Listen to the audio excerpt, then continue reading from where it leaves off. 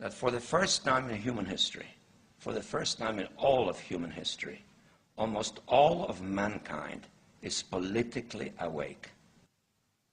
And these new and old major powers face still yet another novel reality, in some respects unprecedented. And it is that while the lethality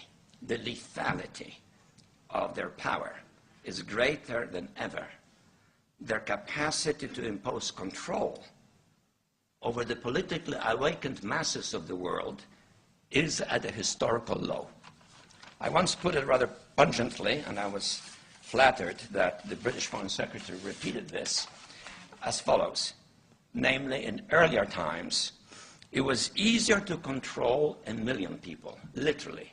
It was easier to control 1 million people than physically to kill 1 million people. Today, it is infinitely easier to kill 1 million people than to control 1 million people. It is easier to kill than to control.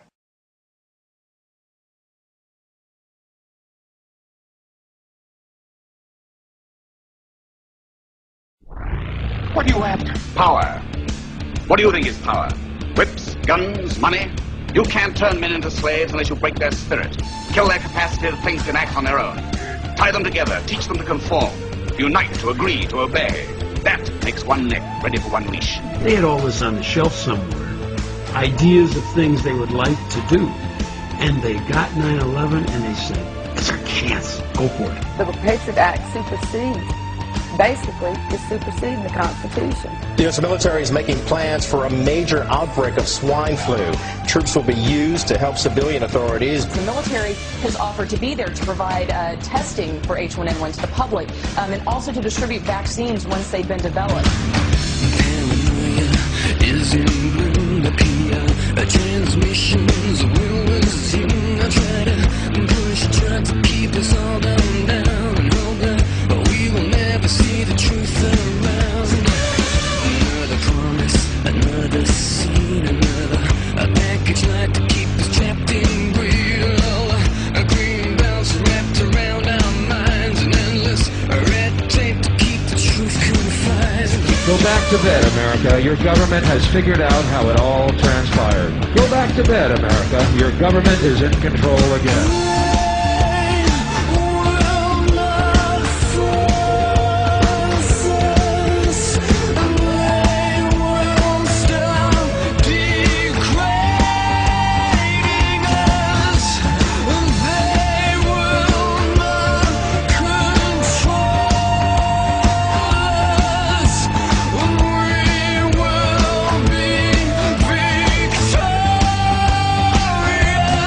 It's too late to complain. You should have complained at the beginning, when you at least had a chance. To change you, mind control, come at the revolution, take its toll. If you could, I think a switch and open your third eye, you'd see that we should never be afraid to die. Rise up and take the power back. It's time the fat cats had a heart attack. You know that there are times coming to an end. We have to unify and watch our flag ascend. With you are living in the land of freedom. Here you go, America. You are free to do as we tell you. You are free to do as we tell you.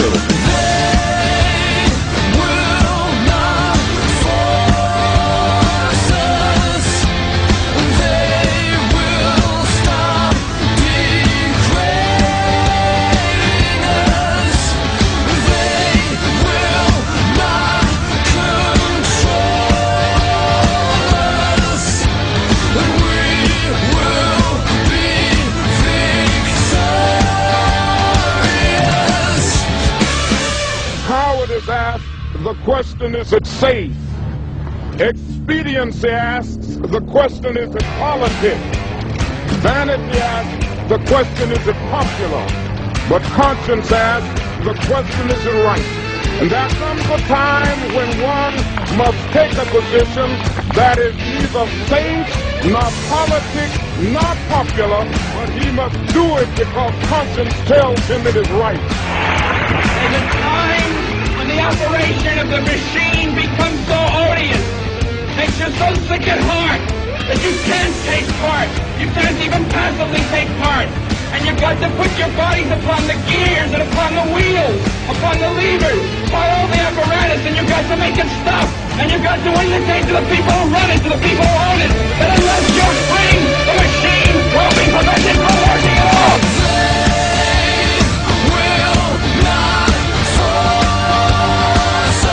I want you to get back.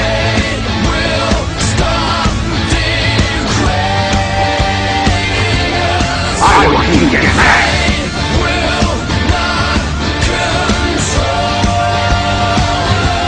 I want you to get back.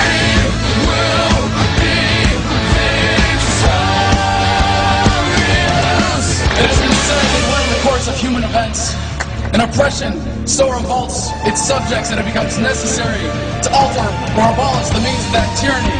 Is it that time when our Bill of Rights is defiled every day? When our adventures abroad threaten our security at home? When the Federal Reserve keeps our free nation enslaved by debt? And now, our nation is drifting dangerously from freedom to